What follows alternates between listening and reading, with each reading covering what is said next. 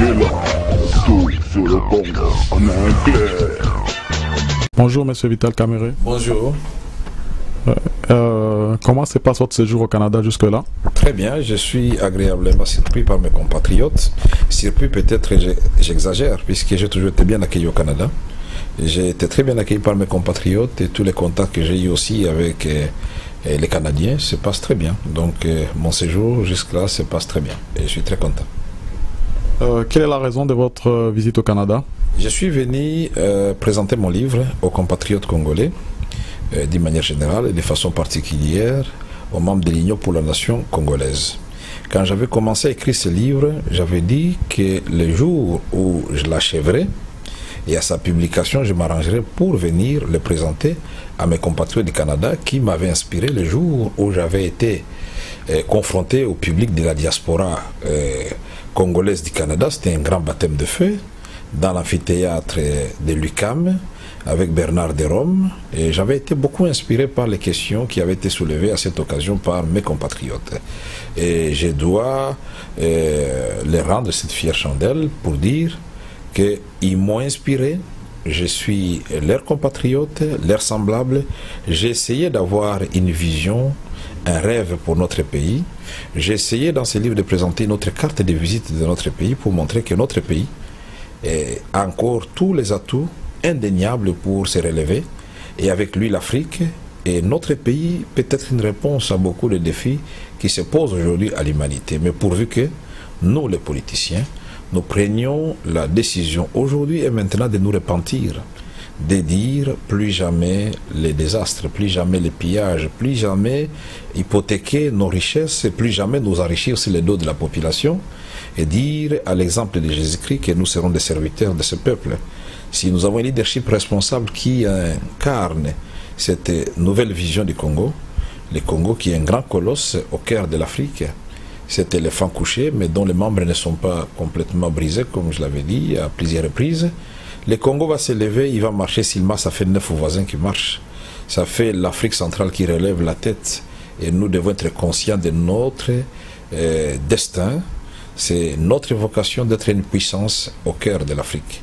Ces rêves du Congo, je voudrais que nous en partagions la foi, puisque c'est une véritable profession de foi, et que cela devienne réalité. J'y crois fermement. Donc, votre livre parle de votre vision pour le Congo? Mon livre, le titre exact, c'est « Les fondements de la politique transatlantique de la République démocratique du Congo ». Et j'ai dit en sous-titre « La République démocratique du Congo, terre d'espoir pour l'humanité ». C'est une vision pour le Congo, mais avant cela, j'ai essayé de présenter la déliquescence de notre pays à travers son histoire économique ou son histoire tout court. J'ai essayé de comparer notre pays à un autre pays de l'autre côté de l'Atlantique, c'est-à-dire le Brésil, qui à tout point de vue, toute proportion gardée, a les mêmes similitudes étonnantes que la République démocratique du Congo. Et nous disons, si le Brésil s'est relevé très rapidement, et si l'ordre est revenu dans ce pays, un état de droit, même si nul n'est parfait sous le soleil, nous disons donc que le Congo peut aussi très rapidement se relever, parce que j'ai essayé de comparer. C'est comme si Dieu avait créé les deux pays le même jour. Ils ont la première forêt, nous avons la deuxième forêt. Donc nous pouvons jouer un rôle dans les cas du réchauffement climatique. Et nous, c'est 280 millions d'hectares de forêt, et c'est près de 800 millions d'hectares de forêt. Nous disons ils ont le premier fleuve. Et c'est en termes de longueur et de quantité d'eau, mais nous, c'est le deuxième en termes de quantité d'eau. Et le troisième, je crois, en termes de longueur. Donc, Dieu n'a pas fait tout ça au hasard. Ce fleuve Congo qui quitte le Katanga et qui traverse toutes les provinces presque du pays et qui va se jeter dans la mer pour devenir les eaux salées, inutilisables pour des besoins domestiques et d'agriculture, alors que personne ne les capte. Au même moment, on n'a pas d'eau dans nos villages et dans les villes que ce fleuve traverse. On n'a pas de poissons, c'est quand même un paradoxe que nous devons résoudre. Nous avons au Congo aussi, nous sommes les châteaux d'eau d'Afrique. C'est connu de tout le monde. Et le Brésil, c'est les châteaux d'eau de l'Amérique latine. Nous disons le Congo, nous sommes la deuxième réserve en termes de terres arables pour le monde entier. Nous avons la même superficie cultivable des terres arables que la Chine, c'est-à-dire 120 millions d'hectares, dont 80 millions d'hectares accessibles et 40 millions irrigable. Donc le Congo, il a été démontré que si nous utilisons les mêmes intrants que la Belgique, l'Afrique du Sud, le Canada ou la France, le Congo peut produire pour 2 milliards d'individus. Quel gâchis! Mais nous sommes incapables de nourrir même 20% de notre population. Tout est importé chez nous, alors qu'en 1960, quand on dit aux Congolais que nous étions au même niveau que le Canada, ça fait rire beaucoup de gens, mais c'est la vérité. Le Congo, c'était un paradis que nous avons transformé en enfer. Donc nous vivons au Congo en enfer au paradis. Et donc nous pouvons encore de nouveau recréer ce petit paradis. Nous disons le Congo aussi, c'est une grande réserve énergétique en termes d'énergie propre, non polluante et renouvelable. Inga, lui seul, c'est le pôle intégrateur dans le cas d'INEPAD. Dans le cas de l'électrification et l'industrialisation de l'Afrique, nous disons le Congo, c'est un scandale géologique. Vous avez plus de 110 substances minérales au Congo et nous manquons seulement la politique et la volonté pour que ces minéraux profitent aux fils et aux filles du Congo. Au lieu que ces minéraux nous profitent, ça devient une véritable malédiction pour nous. Parce que si je vous convie à un voyage à Tikapa, vous allez voir, les gens prennent des minéraux et laissent les érosions derrière eux. Vous allez à Mbujimaï, l'amiba, on l'a complètement désossé, elle est devenue squelettique, même les gisements ont été vendus et on laisse les érosions aux enfants du Kasaï oriental. Si je vous conviens, un voyage au Katanga, c'est la même chose, on prend du cuivre, on laisse les érosions derrière. Là, j'ai mis cette vache à lait, on l'a trait, on l'a complètement, complètement trait et donc... puisqu'on ne lui a pas donné du fourrage, la vache a fini par mourir. On a même vendu les pâturages sous forme de gisements qu'on vend à tout le monde à vil prix et de façon inappropriée parce que nous n'avons pas de politique en la matière. Comment expliquer qu'aujourd'hui, les pays limitrophes du Congo de l'Est, le Rwanda, l'Ouganda, le Burundi, sont devenus exportateurs de matières premières du Kivu et de la province orientale dont ils ne justifient pas les gisements dans leur propre pays. Et ces minéraux-là, on les exploite, on laisse 10 sang derrière et on laisse les filles, les femmes, les mamans et les enfants violés.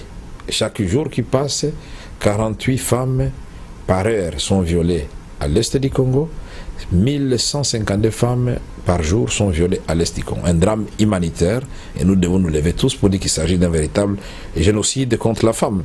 Et là donc nous devons instaurer une cour spéciale, mixte, internationale pour s'attaquer à ces crimes contre l'humanité. Donc notre pays, au niveau de la vision, c'est un petit paradis et les atouts sont encore indéniables et intacts. Et donc le Congo, il suffit de le vouloir, peut redevenir cette puissance qu'il fuit aux années 60, puisque les gens quittaient l'Afrique du Sud pour venir en vacances à Likasi, se faire soigner à Mpanda à Likasi, et venir en vacances à Bukavu. Léopoldville, c'était l'attraction de tous les étudiants de l'Afrique qui étudiaient à Paris, à Bruxelles. Je me souviens encore, un vieux à moi, ancien Premier ministre togolais, dont j'étais le nom, avait dit qu'avant de rentrer chez lui, chaque fois qu'il allait en vacances, il passait par Kinshasa. Et un ami à moi qui fut ministre de l'information au Congo-Brazzaville aussi m'avait dit que son grand frère lui disait, chaque fois quand il rentrait, il passait par Kinshasa et il faisait croire à tout le monde qui vient de l'Europe. Et puisque Kinshasa, on appelait ça Léopoldville Potomoindo. Donc tout ça, nous pouvons le faire. Il suffit de le vouloir. Ok, mais votre vision est très bonne, mais comment comptez-vous mettre fin à cette mentalité de vol dans l'administration? Il faut s'attaquer à la question cruciale de la refondation de l'État. Il faut le rétablissement d'un État de droit chez nous, ce qui suppose que nous devons nous attaquer à la question de l'armée. Il faut mettre en place une armée républicaine, pas une armée dépotoir de tous les enfants bandits ou des groupes armés, non. Une armée où on redéfinit les standards, le nombre de militaires que nous voulons avoir compte tenu de la menace du territoire, des militaires et ses conditions sociales, c'est-à-dire sa solde. Nous pouvons nous dire, par exemple, le dernier militaire peut toucher $500. Est-ce que c'est impossible? Nous disons c'est possible. Et nous disons il faut lui construire des casernes. Parce que c'est militaire. Caserné, il a l'école pour ses enfants là-bas. Il a le centre social pour sa femme là-bas. Et il a le centre de santé dans le camp. Et quand il sort, il ne sort que pour des raisons bien justifiées et il sort en tenue civile avec un papier d'autorisation de sortie. Et on n'a plus de camps militaires dans la ville. Les camps militaires sont en dehors de la ville pour bien garder nos villes. Nous disons le même exercice doit être fait pour la police. Si nous voulons la sécurité, il nous faut une police qui est prise en charge, et qui est professionnelle et qui est bien équipée. Nous disons nous devons réformer le système judiciaire, puisqu'un état de droit sans justice, ça ne sert à rien du tout. Il nous faut réhabiliter l'administration publique, il nous faut réhabiliter notre diplomatie et nous attaquer résolument aux problèmes de corruption et d'autres antivaleurs par l'instauration de la sanction, et la chose sera entendue. Mais je vous ai toujours dit que le poisson commence par pourrir par la tête. C'est un nouveau leadership qu'il faut instaurer dans le pays et tout le reste suivra. Ok, vous faites plusieurs voyages dans plusieurs pays, en Europe comme en Amérique, mais les Congolais de la diaspora ne votent pas. Pourquoi tous ces voyages? Les Congolais de la diaspora ne votent pas, c'est dommage, nous le déplorons tous, mais les Congolais de la diaspora, c'est un grand leader, parce que c'est lui qui survient encore aux besoins de nombreuses familles restées au Congo dans l'état de dénuement total. Les Congolais de la diaspora représentent une élite confirmée parce qu'elle est formée. Et nous avons ici des professeurs d'université, nous avons des chercheurs dans le domaine spatial, nous avons des gens qui travaillent chez Bombardier, vous le savez très bien. Nous avons des Congolais qui font la fierté du Congo dans beaucoup de domaines et qui ont pris la nationalité canadienne, et d'autres sont devenus sud-africains, d'autres belges, d'autres français. Donc ça signifie que nous sommes venus dire à tous ces Congolais-là que nous allons recréer les conditions dans notre pays qui vont faire en sorte que les mouvements inverses puissent s'amorcer, qui viennent, dans le cadre de l'Union sacrée des intelligences du Congo, reconstruire, rebâtir leur pays avec l'Union pour la nation congolaise. Si l'UNC gagnait les élections en 2011, allez-vous donner la double nationalité aux Congolais de la diaspora? Absolument, sauf pour les pays limitrophes. Donc la double nationalité sera acceptée pour tout le monde, sauf pour les pays limitrophes, en attendant que nous puissions arranger notre administration et notre police des frontières. Parce que nous risquons d'avoir un pays de potoirs, passoires, et par manque d'administration. Et nous ne serons pas les premiers dans ces domaines. L'Amérique reconnaît la double nationalité, sauf au Mexique. Parce que si ils reconnaissent aux Mexicains, c'est tout le Mexique qui va se déverser dans les États-Unis d'Amérique. Donc on ne dira pas que j'ai été discriminatoire vis-à-vis de qui que ce soit. Beaucoup de Congolais de la diaspora ne connaissent pas comment vous avez commencé votre carrière politique. Est-ce que vous pouvez me donner une brève description de comment vous avez commencé, comment vous avez évolué dans la politique? J'ai commencé la politique exactement en 82-83. Nous étions des réactionnaires au niveau de l'université de Kinshasa. Nous étions ces étudiants qui descendaient chez Etienne Tshisekedi, chez Ngalula Mpandangila, pour aller soutenir nos 13 parlementaires qui avaient eu le courage de dire non à Mobutu dans un système où personne ne pouvait lever son petit doigt. Nous avons été ces étudiants qui avaient été arrêtés et qui avaient proposé au maréchal Mobutu de recréer l'inspection générale des finances pour que le contrôle soit fait et la sanction soit rétablie dans notre pays. Et c'était à l'occasion de la crise de l'économie zaïroise. Il y avait un forum organisé à l'université de Kinshasa dans la salle de promotion, et j'avais pris la parole. C'est à ce moment-là que j'avais énoncé ma théorie de la locomotive, et j'avais été soutenu en cela par mon ami Jean-Lycée Boussa et d'autres collègues de l'époque. Et donc j'étais déjà dans la politique active, et quand j'ai fini, j'avais bien dit à mes amis que moi je ne ferais pas la carrière dans une banque ou dans une société. Je vais travailler dans les cabinets ministériels, et je briguerai le poste de ministre et je monterai plus haut parce que je voudrais servir mon pays. Et donc en 87, quand j'ai terminé, directement j'ai été nommé coordonnateur de la cellule d'études de la planification de l'enseignement supérieur universitaire au cabinet du ministre Lombeya Bosongo Likundelio, ministre de l'enseignement supérieur universitaire et recherche scientifique de l'époque. Par la suite, j'ai été conseiller économique et financier du ministre Mouchobekwa de Mines et Énergie, conseiller économique du vice-premier ministre Nzandabwana Kalemba, conseiller économique et financier du ministre de Mines Mouchobekwa, conseiller financier du ministre de PTT, directeur des cabinets d'enseignement supérieur universitaire. La liste est longue, j'ai fait même le ministère de la Reconstruction et d'autres ministères. Et donc j'ai été en même temps aussi assistant à l'université de Kinshasa pendant 10 ans à la faculté des sciences économiques. J'ai été en ma qualité de directeur de cabinet à la base de la création du département de gestion à l'UPEN, aujourd'hui université pédagogique de Ngaliema, de l'UPEN. J'ai enseigné les cours de comptabilité en première année pour la première et la deuxième promotion. Et j'ai été à l'arrivée de l'AFDEL chômeur, donc je n'avais pas de travail. Mais j'avais vu un général Kaloumé, à la télévision en train d'expliquer les projets du service national. Et comme j'avais fait l'économie rurale, je suis allé lui prêter main forte dans la réflexion grâce à mon ami Kadjouba, le colonel Kadjouba, paix à son âme, qui avait été sauvagement et lâchement assassiné par les ennemis de la paix et de la démocratie. Et donc, Kaloumé m'a pris comme consultant. Après 2 semaines, j'étais directeur au service national. Nous avons monté le projet de Kanyama-Kassese. J'ai suivi la formation paramilitaire à Kanyama-Kassese. Donc, faites attention. Je suis un militaire. Et nous avons donc été à la défense de notre pays à l'aéroport d'Ndjili. Le 2 août 1998, quelques jours après, nous étions à l'aéroport. Et c'est là que je vais connaître Joseph Kabila pour la première fois. Il était nommé chef d'état-major général de l'armée et Kaloum son adjoint, et moi j'étais le seul civil à l'aéroport d'Ndjili. Civil entre guillemets, puisque j'ai quand même la formation paramilitaire. Et donc j'ai été par la suite dans les négociations du processus de paix de Lusaka. J'ai été nommé par M. Laurent Désiré Kabila, commissaire général adjoint du gouvernement chargé des relations avec la MONUC. Et à ce titre, j'ai négocié aussi plusieurs accords, notamment avec mon titulaire Ntouaremba de l'époque, le commissaire général, le plan des engagements de Kampala, l'accord de Lusaka. Et puis, après l'assassinat sauvage de M. Laurent Désiré Kabila, dont nous regrettons la mort toujours jusqu'à ce jour, j'ai été invité par Joseph Kabila et j'ai été nommé commissaire général du gouvernement chargé du suivi du processus de paix. Et dans ce cadre-là, avec les autres collègues, nous avons obtenu l'accord avec le Rwanda le 6 septembre 2001 et le 30 septembre 2001, l'accord de Luanda avec l'Ouganda. Et après, nous avons négocié avec les Congolais et nous avons eu le 17 décembre 2002 l'accord global inclusif.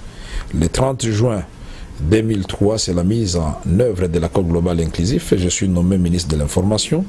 Le 4 juillet 2004, le président de la République me demande de m'occuper du PPRD comme secrétaire général et le PPRD gagne les élections, Kabila lui-même gagne les élections. Le 28 décembre 2006, je suis élu président de l'Assemblée nationale. Le 9 janvier 2007, je fais mon discours d'investiture et je promets au peuple congolais que je vais utiliser la méthode de Monseigneur Mosengo à l'époque, aujourd'hui cardinal, où je vais mettre l'église au milieu du village. Je vais permettre et à l'opposition et à la majorité de s'exprimer dans cet amphithéâtre, c'est ce que j'avais fait. Et je vais faire le contrôle parlementaire, je vais réhabiliter les députés dans sa dignité en tant qu'élu du peuple et je vais redorer le blason de l'Assemblée nationale longtemps terni, qui doit cesser d'être la caisse de résonance de l'exécutif. Ce n'était pas facile de s'opposer dans un système où on est membre de la famille politique du président de la République. Aujourd'hui, beaucoup de gens peuvent parler sur caméra, mais le peuple congolais, lui, n'a pas oublié que moi, quand on a attaqué les troupes de Bemba, les 21 et les 22 mars 2007, et un jour après, le 23, j'ai tenu la conférence de présidents et j'ai fait un communiqué qui avait été lu par Katende Wanda et Mouledi pour condamner ces attaques dans la capitale. Je me suis opposé sur les opérations, contre les opérations, contre les éléments de Bundu Congo dans le Bas-Congo. Et j'ai distribué les rapports de Human Rights Watch à tous les députés avec l'institution d'une commission qui était dirigée par Egide Ngokoso du Parlement pour enquêter sur le massacre du Bas-Congo.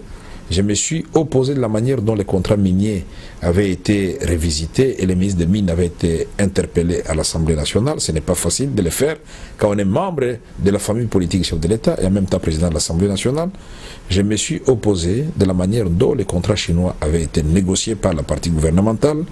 Je me suis opposé enfin à l'entrée des troupes rwandaises sur le territoire congolais. Et c'est la goutte qui avait fait déborder les vases. C'est bien de me poser cette question pour que tout le monde se rappelle quand même de mon parcours et de ce que chacun de nous a fait, puisque le moment venu, chacun répondra de son passé. Et moi, je suis de ceux qui assument leur passé. Je ne suis pas né avec l'arrivée de l'AFDEL. D'ailleurs, je n'ai jamais été membre de l'AFDEL. Moi, j'ai travaillé avant l'arrivée de l'AFDEL. J'ai travaillé pendant l'AFDEL. J'ai travaillé après l'AFDEL. Et maintenant, je m'occupe de l'Union pour la nation congolaise. Après avoir fait des cours ici à l'UQAM à Montréal sous forme de séminaire, et j'ai observé la société canadienne. Il y a des rapprochements quand même à faire sur le plan des ressources naturelles entre le Canada et le Congo, qui étaient comparés en 1960 comme étant des pays qui avaient le même PIB.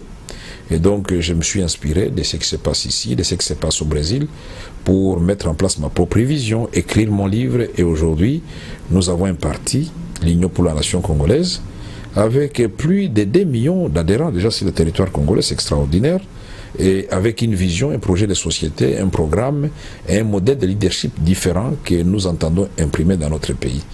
Et nous voulons donc être les serviteurs de ce peuple congolais abandonné à son triste sort. Voilà mon parcours, et aujourd'hui je suis encore une fois ici à Montréal pour présenter mon livre, et je tiens à remercier tous les compatriotes qui sont venus de partout. Il y en a qui viennent des États-Unis d'Amérique et de tous les coins du Canada. Vous savez, le Canada est très vaste. Il y a Vancouver, il y a Alberta, il y a tout ce que vous connaissez mieux que moi. Ils sont tous là, et demain, ça sera la grande rencontre avec les amis de l'UNC, que je remercie en passant, et avec une mention spéciale pour la Fédération du Canada, puisque c'est elle qui nous reçoit ici. Pourquoi avez-vous quitté le PPRD? J'ai observé longtemps, et j'ai tiré la sonnette d'alarme. J'ai dit au président de la République, j'ai dit au Premier ministre que les navires qu'il pilotait étaient en train de chavirer, de prendre une mauvaise direction. Comme le Titanic, donc, je n'ai pas été entendu, et donc je ne pouvais pas rester dans un navire qui était en train de sombrer et qui amenait le peuple congolais dans une direction dangereuse.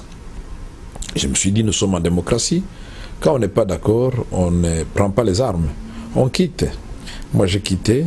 Donc, il n'y a que des imbéciles qui ne changent pas. Moi, j'ai quitté, j'ai dit, et je n'ai pas peur de le dire, j'ai quitté parce qu'il y avait divergence de vues. Et donc, je souhaite bonne chance aux amis du PPRD. Et je vois qu'ils continuent sans moi. Donc, nul n'est indispensable, mais qui me laisse seulement tranquille dans ma nouvelle vision. Nous sommes au sein du peuple qui s'oppose de la manière dont le pays est gouverné maintenant. Il n'y a rien qui est fait, que ce soit les fameux 5 chantiers. Je vous ai expliqué dernièrement 5,5 km de longueur, 28 mètres de largeur pour 72 millions de dollars américains pour le bitumage et 6 millions de dollars américains pour l'éclairage. C'est quand même inacceptable, même si on peut nous parler de 8 bandes. Bon, on peut multiplier le nombre de kilomètres par 8. Nous n'arriverons pas quand même au-delà des 40 km pour 80 millions de dollars. Là aussi, nous sommes dans des standards qui dépassent tout entendement. Nous disons 1,5 km de prolongement du boulevard Triomphal, 29 millions de dollars. C'est quelque chose qui étonne tout le monde. Donc, nous voulons apporter une nouvelle vision, un nouvel espoir à ce peuple congolais pour lui dire qu'un autre Congo est possible et qu'il y a un leadership nouveau qui peut vous amener au rendez-vous de l'espérance. Voilà notre ambition, notre rêve pour le Congo, et nous voulons que la décennie qui commence avec l'année 2011 soit celle de l'Afrique, avec le Congo qui lève la tête. L'Amérique, l'Europe avaient saisi les chances. Nous sommes à l'ère de l'Asie et de l'Amérique latine, et nous voulons que l'Afrique aussi se fixe rendez-vous avec l'histoire, et que cette décennie qui commence soit celle de l'Afrique. Nous avons été abusés pendant longtemps, et dans le rôle des producteurs de matières premières, je crois qu'il est temps aussi que nos amis du Nord puissent amorcer le mouvement inverse. Nous allons créer des conditions de telle sorte qu'ils amènent leur société sur place au Congo, et que cesse le problème de migration, que cesse le problème de venir chercher la vie outre-Atlantique ou outre-Méditerranée. Ça ne sert à rien qu'ils avancent sans nous, puisque nos problèmes vont quand même les rattraper sous forme d'immigration clandestine et autres désordres sur le plan planétaire. Vous avez perdu votre emploi depuis quelques années. Où trouvez-vous les finances pour voyager et pour financer les activités de votre parti? Vous êtes au Canada, vous pouvez poser la question. D'abord, il y a des gens qui sont venus des États-Unis d'Amérique, des gens qui sont venus de Vancouver et d'ailleurs. Je vous donne l'autorisation de faire balader votre micro pour leur demander comment ils sont arrivés ici. Si c'est Caméré qui a payé leurs billets, ils sont venus seuls. Et moi, je suis pris en charge aussi par les membres de mon parti, et c'est comme ça que nous allons bâtir un nouveau Congo. Pas tous les membres du parti, quelques membres de mon parti. Selon vous, qu'est-ce qui est à la base de l'insécurité à l'est du Congo? D'abord, au départ, c'était les problèmes qui s'est passé dans les pays voisins, où il y avait des conflits interethniques, et les Congo donc faisaient les frais des conflits qui sévissaient dans les pays voisins. Mais par la suite, avec la découverte des minerais de sang, les plans de somalisation de l'Est du Congo, où on doit créer une zone de non-droit, a été mis en marche pour que tout le monde vienne prendre ce qu'il peut prendre et répartir comme dans une jungle. Et nous disons, cela ne va profiter à personne. Je crois que le monde entier, et en commençant par la région des Grands Lacs, a besoin et a intérêt d'avoir un Congo stable, fort, puissant, qui marche, puisque le rayonnement du Congo va aller au-delà de nos frontières. Il y a moyen d'avoir des accords gagnant-gagnant avec tous nos voisins et avoir des accords qui accordent des privilèges dans le deux sens, pas d'accords d'exploitation des uns par les autres. Et donc c'est cela que nous voulons incarner et dire à tout le monde de ne pas avoir peur. Nous voyons une Afrique solidaire, une Afrique des Grands Lacs solidaire, la main dans la main, et nous avançons ensemble. La paix, si l'ensemble de la région des Grands Lacs. Pas seulement la paix au Rwanda, pas seulement la paix en Ouganda, pas seulement la paix au Burundi, mais aussi la paix au Congo et partout ailleurs. Qu'est-ce que beaucoup de Congolais de la diaspora ne croient pas aux élections, des élections en République démocratique du Congo. Ils pensent que c'est impossible d'organiser des élections transparentes au Congo, vu les moyens dont dispose le gouvernement. Moi, je crois que la crainte de la diaspora, ce n'est pas tant si le problème des moyens, c'est le problème de la transparence. Et c'est pourquoi j'avais dit que l'opposition qui entre dans un processus de son réunification doit prendre en compte trois piliers. Le premier pilier, c'est les problèmes de la transparence. Nous devons mener ensemble des combats pour être sûrs que les élections qui vont se tenir seront transparentes.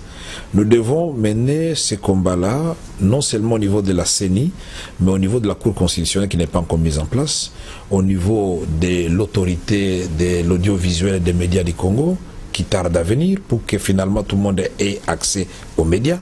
Et ça, c'est une question de professionnels des médias que vous êtes. Nous disons, nous devons mener ce combat au niveau de la sécurité de tous les acteurs politiques. Parce qu'au moment où nous parlons, les membres de mon parti, Juvenal Kabwende, Sabiti et les autres sont arrêtés de façon tout à fait arbitraire dans les prisons à Kindu.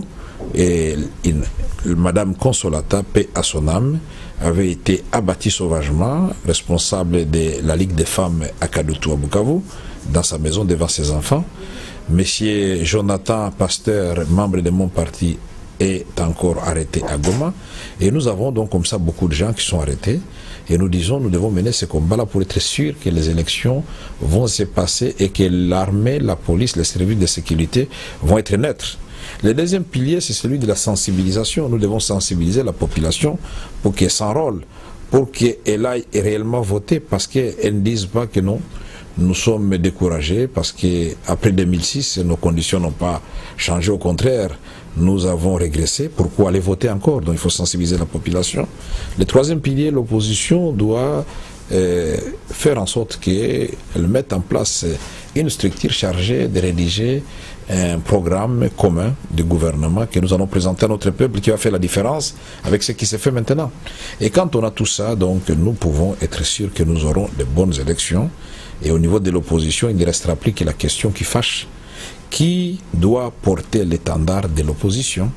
Et là, nous disons, si on part des individus, on va fausser les calculs. Il faut partir d'abord du portrait, parce qu'on connaît l'adversaire, c'est Joseph Kabila. Et alors on dit, voici le portrait de la personne qui peut battre Kabila. Et alors, à ce moment-là, on va passer au crible de tous les candidats. C'est lui qui va présenter le prix de qualité, c'est celui-là que nous tous, nous allons soutenir. Ça peut être n'importe qui parmi nous tous, mais soyons tous d'abord humbles dès le départ pour dire que nous soutiendrons le meilleur parmi nous. Et c'est cela ma vision. L'armée est pratiquement contrôlée par le président Kabila ou peut-être le PPRD. ne craignez-vous pas qu'on vive une deuxième Côte d'Ivoire au Congo, au cas où le PPRD perdait les élections et refusait de quitter le pouvoir? Moi, je crois que la question de la Côte d'Ivoire, tout le monde en parle pour le Congo, mais c'est qu'on oublie qu'au Congo, même l'armée est concernée par le problème de la précarité, par le problème des conditions de vie. Les militaires eux-mêmes, je crois qu'ils sont pour que le Congo présente un autre visage. Et donc, ne faisons pas peur à notre population. Et vous savez que les peuples qui se sont libérés au monde sont les peuples qui ont eu des leaders courageux. Il ne faut pas qu'on dise, bon, parce que le président Kabila contrôle l'armée, il contrôle la police, il contrôle les services de sécurité, nous devons tous nous taire et être complices des musulmans et de l'anéantissement de tout un peuple. Nous serons tous comptables devant l'histoire et complices par notre silence. Donc, certains d'entre nous doivent accepter et comprendre les risques qu'ils prennent, qui peut aller jusqu'au sacrifice suprême. Depuis que vous avez quitté le PPRD et fondé l'UNC, avez-vous reçu des menaces ou des intimidations personnellement visées vers votre personnalité? Moi, je ne suis pas un démagogue. Personne ne m'a téléphoné pour me menacer, non. Mais vous sentez que vous êtes l'objet d'un harcèlement qui ne dit pas son nom. Mais je ne suis pas de nature à me plaindre. Ils savent eux-mêmes ce qu'ils sont en train de faire. Ils ont, et je crois que c'est personnel, ça ne concerne pas le peuple congolais. En ce qui concerne mes avantages, puisque la loi c'est la loi, quand vous terminez un travail, comme nous l'avons fait là, nous avons droit aux indemnités de sortie, puisqu'on a payé au Premier ministre Gizenga, donc je ne vois pas pourquoi on ne paierait pas nous. On a calculé, je ne sais pas sur base de quoi, et on nous a donné quelques mois et ça s'est arrêté. Et nous avions droit à d'autres avantages, mais je ne vais pas me plaindre comme un petit enfant, donc ceci ne concerne pas le peuple congolais. Et je préfère mener la lutte pour les changements pour l'ensemble du peuple congolais plutôt que pour moi-même. Qui ne se sent pas en insécurité au Congo, en commençant par les gens qui vivent à l'est du Congo, ils sont en insécurité permanente. Soyons solidaires avec ces gens-là. Ce sont de parler de nous-mêmes. Prenons aussi les mêmes risques que le peuple congolais. Que s'est-il passé à Goma et à Bukavu quand vous vous y êtes rendu? Nous avons été accueillis par des tirs à Goma et nous n'avons pas reculé et notre population nous a libérés et nous avons marché dans tout Goma, mais on nous a empêché de faire les meetings, mais c'était un engouement total. Nous n'avons jamais réussi un accueil comme ça. À Bukavu, la même chose et les images parlent d'elles-mêmes, mais on nous a empêché de nous adresser à la population. Et c'est cela la démocratie à la congolaise pendant cette période, pendant ce régime. Et c'est cela que nous devons changer. Beaucoup des Congolais de la diaspora, ceux qu'on appelle communément des combattants ou des patriotes résistants, ils pensent que le Congo est occupé par le Rwanda. Que pensez-vous de ça? Je respecte leur jugement. Vous savez, nous sommes en démocratie, chacun doit apporter son jugement. Je respecte leur jugement. Que se passera-t-il au Congo le 6 décembre s'il n'y a pas élection? Tout le monde devient illégitime. Ça a été dit, rappelé, a été dit par l'UNC, ça a été dit par l'IDPS, ça a été dit par les MLC, ça a été dit par Clément Kankou et beaucoup d'autres leaders. Après le 6 décembre, s'il n'y a pas élection, tout le monde devient illégitime et le compteur est remis à zéro. Un dernier mot aux Congolais de la diaspora. Je voudrais dire aux Congolais de la diaspora qu'il faut compter avec l'Union pour la nation congolaise parce que nous avons tout un programme de la refondation de l'État congolais, de recréer les conditions d'un État de droit chez nous, de façon à vous permettre à vous, avec la vision que nous avons pour la valorisation de nos ressources humaines, nos ressources naturelles, vous permettre vous aussi en tant que ressources humaines de revenir au pays pour participer à cette lutte noble de la reconstruction de notre pays où nous allons vivre ensemble un rêve qui va se concrétiser, où le Congo va retrouver sa place dans l'échiquier régional et international, où le Congo finalement va cesser d'être un problème pour l'Afrique, pour ses voisins et pour le monde, pour devenir une solution pour les voisins, pour l'Afrique et pour le monde. Et cela, vous le trouvez dans mon livre, les fondements de la politique congolaise, la politique transatlantique de la République démocratique du Congo, la RDC, terre d'espoir pour l'humanité. Okay. Est-ce que vous pouvez rappeler le reste de votre programme au Canada, comment il se présente, juste en passant? Oui, je termine mon programme de mai au Canada par d'abord une conférence que je vais faire sur les questions des droits de l'homme à la demande de l'ENAP, l'école d'administration d'ici, de Montréal. Mais j'aurai maintenant une deuxième rencontre où je vais présenter en grande ligne mon livre et je vais installer les différentes fédérations du Canada et des États-Unis d'Amérique. Et ça sera la fin de mon programme. Après-demain, je m'en irai dans mon pays en passant par la France. Okay. Merci et bon retour. Merci, c'est moi qui vous remercie et tous les téléspectateurs de Télémikili, Congo Mikili, voilà. Donc vous êtes aussi des ambassadeurs de notre pays puisque vous permettez aux images et aux sons du Congo de traverser l'océan. Merci. Merci beaucoup et courage aussi dans votre travail. Merci. Congo Mikili, tout sur le Congo en anglais.